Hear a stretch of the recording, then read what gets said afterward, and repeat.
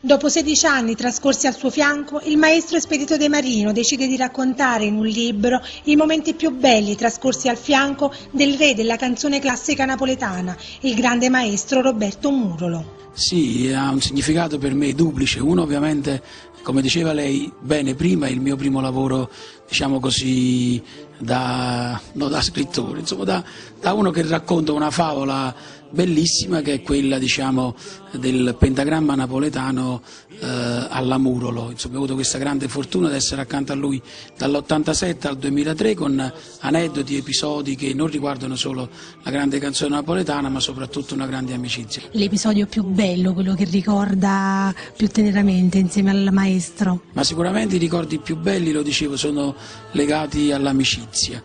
Quando lui coniò un termine dal 1994 al 2003 alle 4 di pomeriggio mi chiamava e diceva: "E te che fai?" E te che fai significava: organizza una cenetta stasera fra amici, e quindi lui si affidava a me, ma non solo per le cene quasi di tutti i giorni, ma anche per Natale, Pasqua, Epifania, insomma, e il 31 dicembre. E te che fai?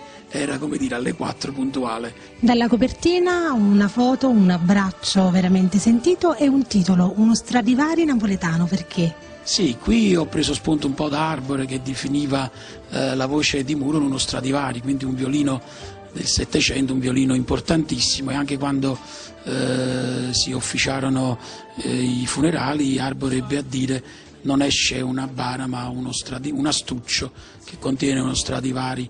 Io ho detto uno Stradivari napoletano e ho poi aggiunto dall'87 al 2003 16 anni di storia, aneddoti, musiche, canzoni, poesie, documenti e immagini, il racconto inedito della mia favola più bella nel pentagramma napoletano. E poi c'è una frase molto bella di Katia Ricciarelli che vorrei dire, insomma, una sua prefazione: dallo scritto di De Marino traspare che il rapporto fra lo stesso e il più nobile degli chansonnier napoletani, Roberto Murolo, più che ascriversi ad una mera collaborazione artistica, è ad annoverarsi fra i sodalizi umani e sentimentali più pregiati. È il simbioso fra due amici e la canzone napoletana, il cui tramite oggi è Dio. Katia Ricciarelli.